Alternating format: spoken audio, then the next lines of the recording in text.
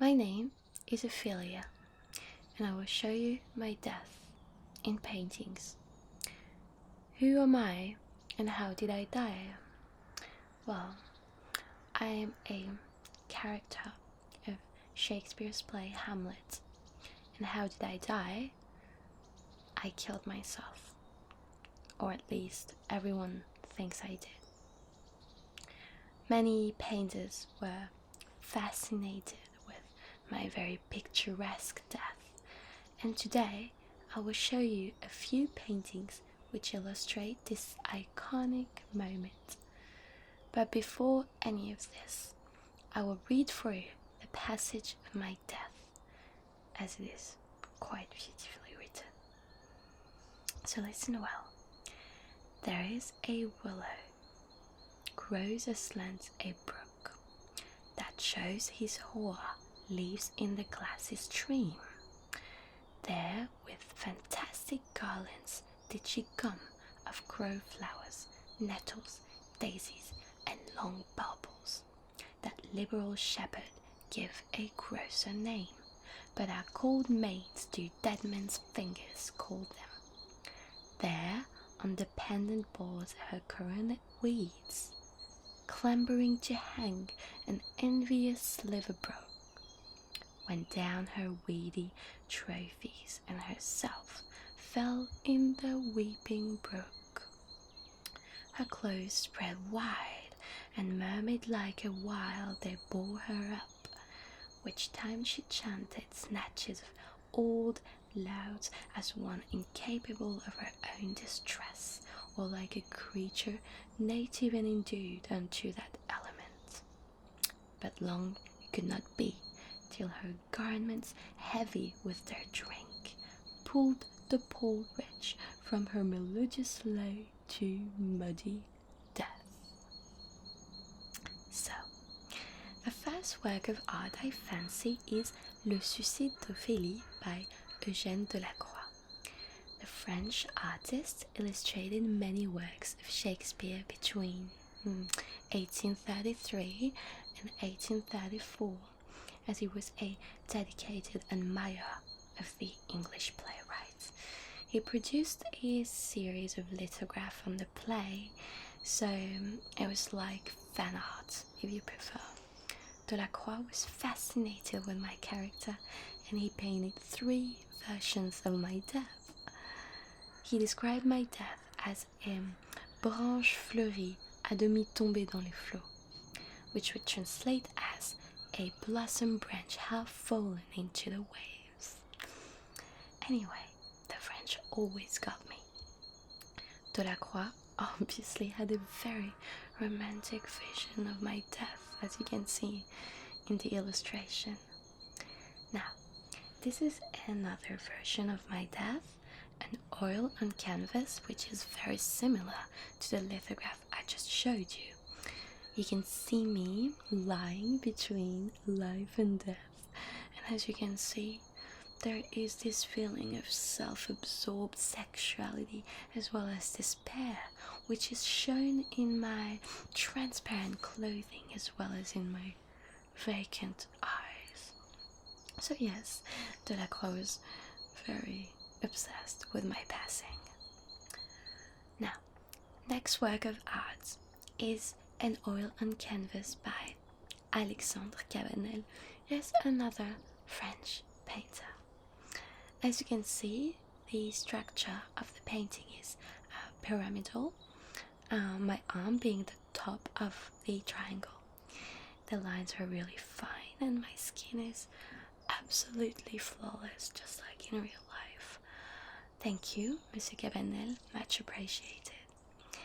In this painting, you can see the broken branch from where I fell, and you can tell that this moment is coming right after Delacroix's painting, in which I was still holding onto the tree.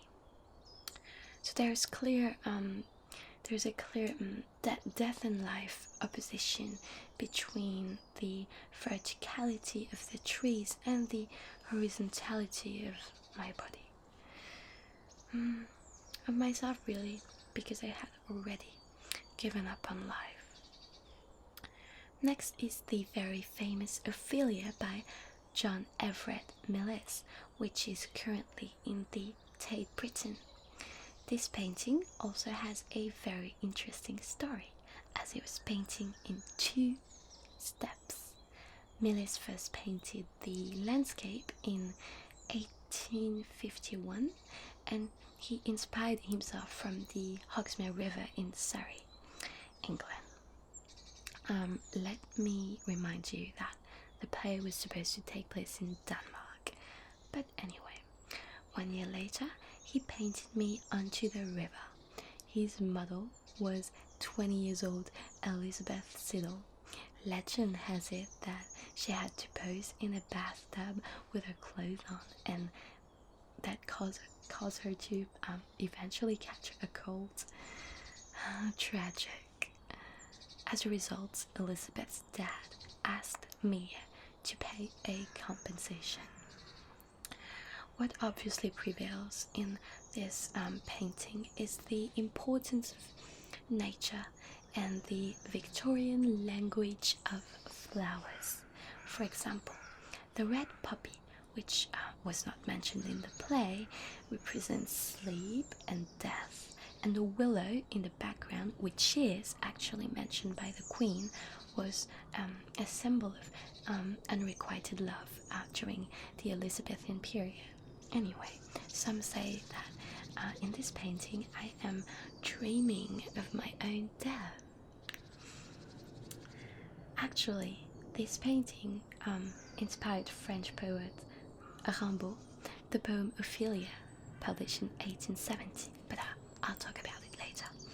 Now, this is another oil on canvas which I like a lot, Ophelia at the River's Edge by Carlos Ewerbeck. This painting frees itself from the text as, according to the play, I fall into the water, gathering flowers and singing mad songs. We learned in Act 3, Scene 1 that I had gone insane, and I publicly alluded to my sexual experience with Hamlet, which makes everyone assume that what actually drove me to madness rather than the death of Polonius, my father, was my forsaken love for Hamlet, who I thought had deserted me. Anyway, who knows, right? This painting depicts a more curious Ophelia who is intrigued by the river, and she's stepping in the water willingly and well aware. Once again, I have transparent clothing, and I am shown as an innocent and pure virgin whose sexuality has been repressed. Now, I'd like to introduce you to the English painter John William Waterhouse, who portrayed me in 3 different stages prior to my death. The first painting is me lying in the field, and once again you can see that I'm one with nature, just like in the play. My very inexpressive stare makes it hard to imagine what I must be thinking, and it is highly probable I was already insane at that time. In the background, you can probably see a stream, which might be the river in which I would later drown. His second version of Ophelia is sitting on a log. I have flowers in my hair and on my lap. In the play, I am crowned with flowers, just as right now, singing hymns to God, and thus in my death, returning to nature. I quote, "Like creature native and endued unto that element, I belong to nature, because I was the only one who wasn't acting or pretending in the play, as opposed to all the other characters, really." Finally, the third representation is quite different. As opposed to all of the other paintings, I'm wearing a blue dress, whereas I used to wear transparent or white clothing. I'm actually gazing at the viewer's eyes, and I seem more mature and more voluptuous. I'm still holding flowers, and this time the tree has been incorporated to the painting. I am desperate, and in the background you can even see people passing on the bridge, unaware of the fact that I'm going to end my life, much like the rest of my family who ignored my cries for help and let me die. Anyway, so the three paintings are really a progression of myself towards my fate as I grow from being a virginal, white-clothed girl to a mature woman ready to face her death. Drowning, I am compared to a mermaid, as if my death was beautiful.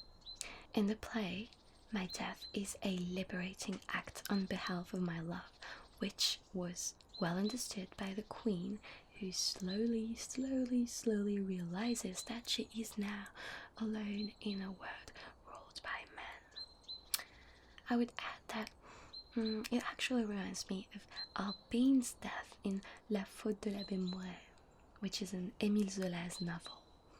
Albine also commits suicide just as myself. She is driven by madness, and in her final moment she is gathering flowers. After she understands she can never be with the man she loves, she dies crowned with flowers. This is the passage of her death. When she opened her lips for the kiss which was to stifle her, the hyacinth and tuberoses shot out their perfume and enveloped her with so deep, so great a sigh that the chorus of the roses could be heard no more. And then, amidst the final gasp of the flowers, Albine died. Or in the original French, elle ouvrait la bouche, cherchant le baiser qui devait l'étouffer, quand les jacinthes et les tubéreuses fumèrent, l'enveloppèrent d'un dernier soupir, si profond qu'il couvrit le cœur des roses.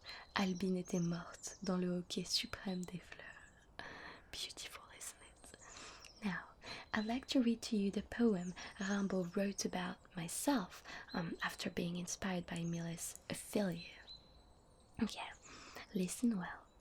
On the calm black water, where the stars were sleeping, white Ophelia floats like a great lily, floats very slowly, lying in her long veils.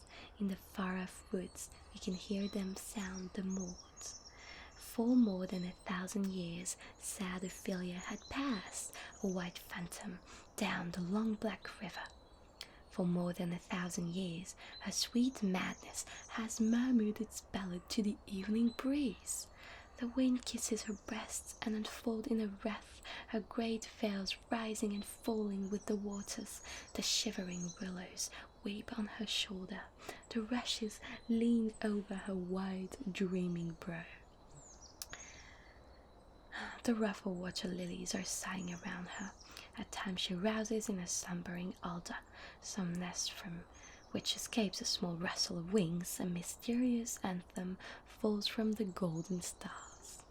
O pale Ophelia, beautiful as the snow, yes, child, you died, carried off by a river. It was the winds descending from the great mountains of Norway that spoke to you in low voices of better freedom. It was a breath of wind that, twisting your great hair, brought strange rumors to your dreaming mind.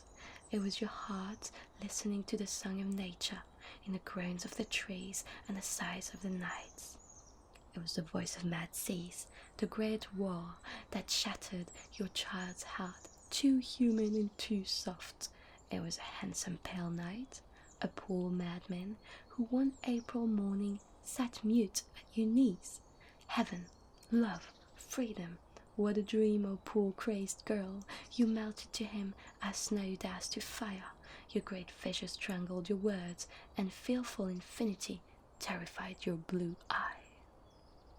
And the poet says that by starlight you come seeking in this night the flowers that you picked, and that he has seen on the water, lying in her long veils, white Ophelia floating like a great lily.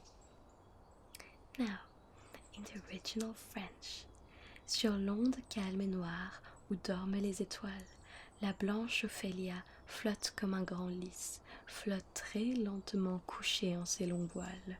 On entend dans les bois lointains des alalis. Voilà plus de 1000 ans que la triste Ophélie passe, fantôme blanc, sur le long fleuve noir. Voici plus de 1000 ans que sa douce folie murmure sa romance à la brise du soir. Le vent baise ses seins et déploie en corolle ses grands voiles percés mollement par les eaux. Les saules frissonnants pleurent sur son épaule, sur son grand front rêveur s'inclinent les roseaux. Les nénuphars froissés soupirent autour d'elle. Elle éveille parfois, dans une aune qui dort, quelque nid d'où s'échappe un petit frisson d'aile, un chant mystérieux, tombent des astres d'or. Ô pâle Ophélia, belle comme la neige, oui tu mourus, enfant, par un fleuve emporté. C'est que les vents tombant des grands monts de Norvège t'avaient parlé tout bas de l'âpre liberté.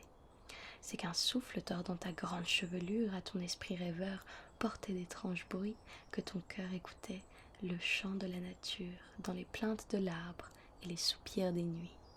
C'est que la voix des mers folles, immenses râles, brisant ton sein d'enfant trop humain et trop doux. C'est qu'un matin d'avril, un beau cavalier pâle, un pauvre fou, s'assit muet à tes genoux. Ciel, amour, liberté, quel rêve, ô pauvre folle! Tu te fondais à lui comme une neige au feu. Des grandes visions étranglaient ta parole, et l'infini terrible effara ton œil bleu. Et le poète dit qu'au rayon des étoiles, tu viens chercher la nuit les fleurs que tu as cueillies, et qu'il a vu sur l'eau couchée en ses longs voiles la blanche Ophélia flotter comme un grand